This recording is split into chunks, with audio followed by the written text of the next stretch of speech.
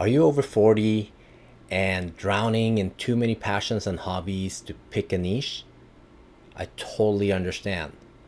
But here's a 3-step framework to cut through that noise and land you on a niche you can actually start with. Because here's the thing, at our age, we're not some 22-year-old obsessed with gaming since middle school. We've worked, we've raised families, and probably had a whole ton of different hobbies, right? We've lived full lives. So that's why all of that standard niche advice saying, hey, just pick one thing and just stick with it and keep going doesn't totally work for us. So instead, here's what does. It's 3 steps. It's going to take you about 10 to 15 minutes, and you're going to walk away with some clarity instead of confusion. Okay? So step 1, and you've heard this advice before, but there's a twist. What are you actually good at? So make a quick list, right? So while you do this, you want to think about 3 things. The skills that you've been paid for, right? Like your job. The life experiences that shaped you. We've all had different kinds of life experiences, right?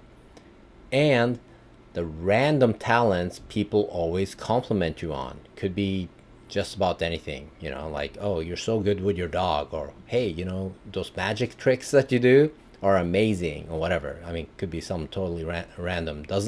You don't have to overthink it. Now, personally, I've spent a lot of time in photography and selling stuff online.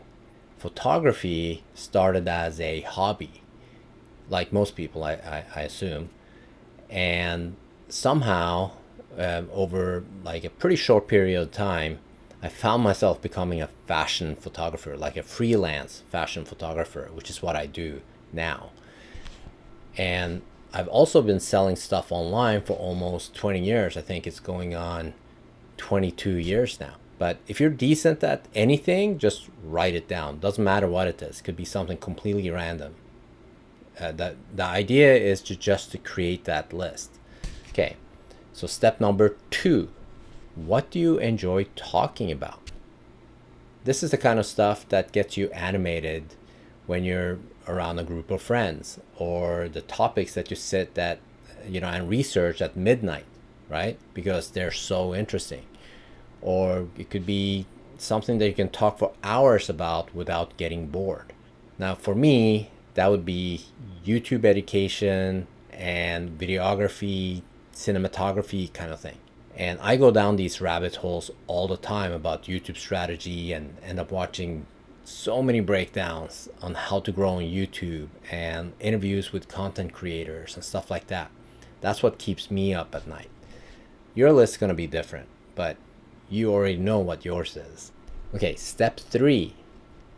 Who do you already connect with? And connect, I don't necessarily mean like actually personally connect with somebody, but what communities are you a part of?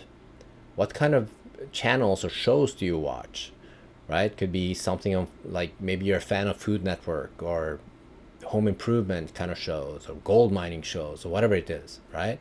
For me, I've always found myself hanging out in like photography groups, online and also offline through like meetup groups.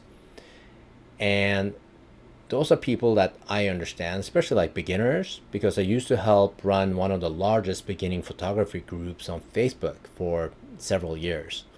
Because your niche isn't just a topic, it's a conversation with people that you already understand.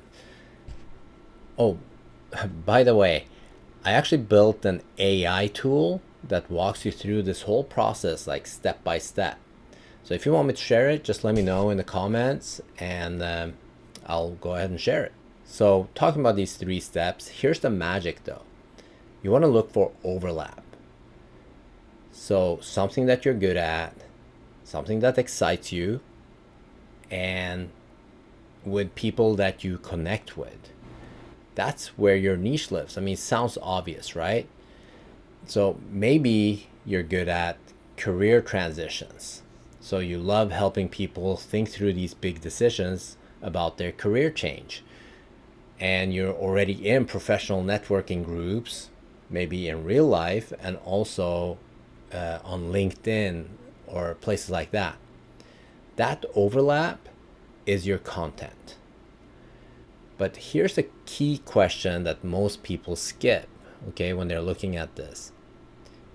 What do you wish you'd have known years ago that would have saved you time? Okay, I can think of a lot of things, but maybe even heartache, right? Like decisions that you wish you hadn't made. That's your content goldmine. And most people stop right there, which is, I mean, fine. But the problem is they spend weeks analyzing keywords and researching competitions. Is this going to be viable or not? And all that stuff. Don't. Pick one overlap, start making videos, and then you adjust as you go. Because this is the thing. You are the niche. And people don't just subscribe to photography channels, they subscribe to photographers that they connect with. They don't just want business advice, they want it from someone whose perspective actually resonates with them. So, your decades of experience, your way of explaining things, your mix of interests, that's what sets you apart. That's your unique selling proposition, as they say in sales. So stop chasing that perfect niche. There isn't one. Your niche is the overlap of your skills, what you're excited about, and your people. So don't overthink that part. Just pick one and then hit record, and then you adjust. Thanks a lot for watching.